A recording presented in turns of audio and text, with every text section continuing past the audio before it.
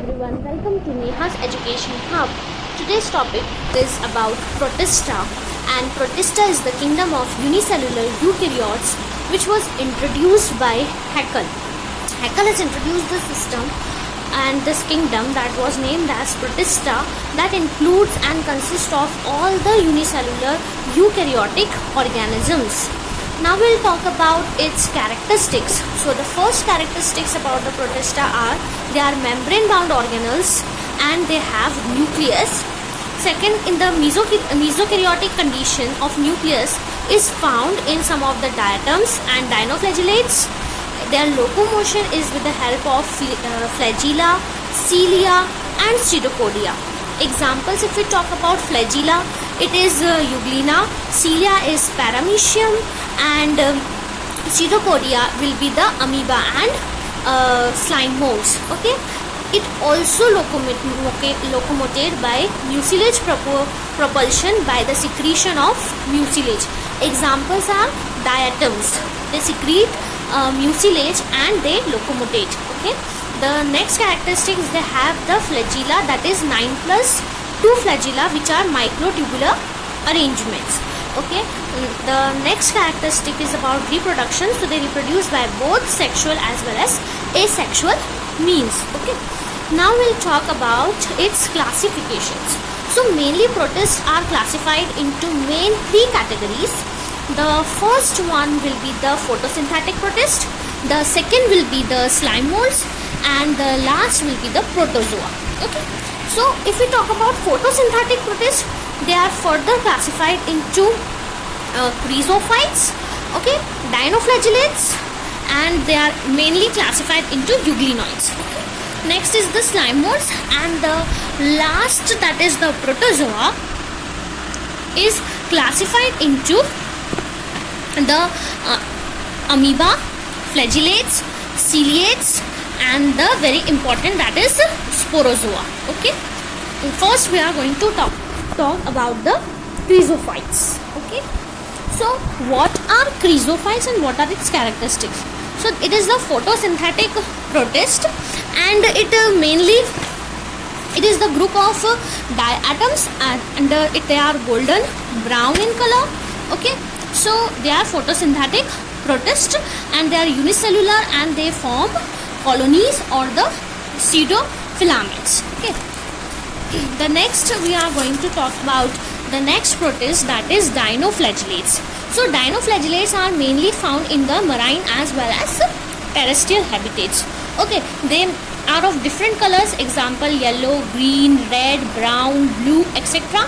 according to the pigment they have. Okay, so they mainly have 2 flagella, in which one lies longitudinally and the other lies transversely. Okay, so the red dinoflagellates, they undergo rapid multiplication, due to which the sea appears red in color, and it is very harmful for the marine habitat also. Okay, so they release many toxins in the marine habitat which are very harmful for the aquatic life. Okay, next we are going to talk about the protist, that is a photosynthetic protist again, that is a euglenoids. So euglena, they include mainly the euglenoids mainly include the organism, that is euglena, which have both plant as well as animal characteristics. Okay, in presence of sunlight they behave as a plant, and in absence of sunlight they behave like heterotrophs or the heterotrophs photosynthetic photosynthetic protist. Okay, so how they behave? They behave as heterotroph by predating on the smaller organisms. Okay, next the euglenoids are mainly unicellular and they are free living organisms. Okay, they live mainly in the fresh water like ponds and the lakes. Okay, instead of cell wall they contain a protein rich layer which is called as pellicle, and that makes their body flexible for the locomotion. So they have 2 flagellas, they swim in the liquid medium. Okay, and they have osmoregulatory vacuole which is present in them, which helps in osmosis and regulation of osmosis. Okay, so the next we are going to talk about the protist, which is a very important protist, that are slime molds. Okay, so what are actually slime molds? They are mainly the consumers and the decomposers that feed on the dead organic matter or dead or decaying organic matter. Okay, they live in both terrestrial as well as aquatic habitat, and they due to their this characteristic that they feed on dead or decaying matter, they are known as saprophytic organisms. Okay, they don't have a cell wall, and they are mainly unicellular. Okay, their locomotion is by pseudopodia, and in the favorable condition they form plasmodium and they grow to several feet and inches. Okay, and during the unfavorable condition this plasmodium that differentiates and they form the fruiting bodies, and these fruiting bodies will have the spores. Okay, so they live for many years and their life is very long. Under the extreme conditions also they can survive. Okay, so spores, they are dispersed by the air current. Due to the air current they disperse and therefore they reproduce. Okay, the next we are going to talk about the important protist, that is the protozoa.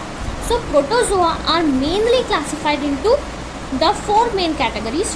First one is the zooflagella, second is the sarcodens, third is the sporozoa, and the last one will be the ciliate. First we are going to talk about the zooflagella. Zooflagella, as the name suggests, they have many flagellas. Okay, for the locomotion they are mainly uninucleated, but occasionally they can be multinucleated also. So their body is mainly covered by a pellicle. If we talk about its example are Lophomonas, Giardia, Trypanosoma, okay, Leishmania and Trichomonas. The next we are going to talk about the protozoa protist, that is Sarcodin. Sarcodin, there is a pseudopodia which is present for the locomotion also and for the ingestion of food also. So it behaves for the both the characteristic, ingestion of food as well as locomotion. They are mainly uninucleated and occasionally they are also multinucleated.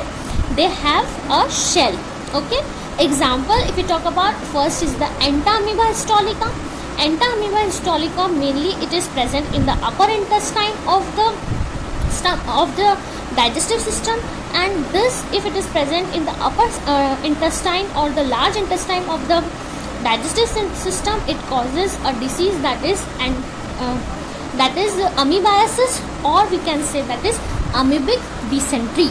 Next is the Entamoeba coli, which is present in the colon and it does not cause any disease. Okay, and the third one is Entamoeba gingivalis, or it is also known as the mouth amoeba, which is present in the mouth or the tartars of the teeth and the pus pockets of the bleeding gum.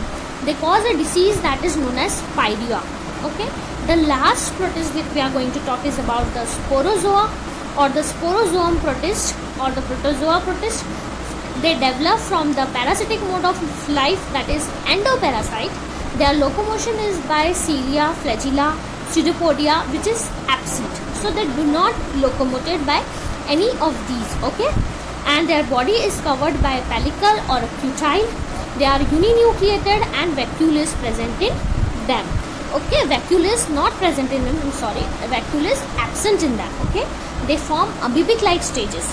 Example if we talk about, first one is the Plasmodium vivax, which causes the benign fever. Second is the Plasmodium falciparum, which causes malignant fever, and the last one is the Plasmodium ovale that causes benign fever. So here we come to the end of the protist kingdom that consists of all the eukaryotic organisms, and in the next video I'm going to talk about the next kingdom, that is fungi.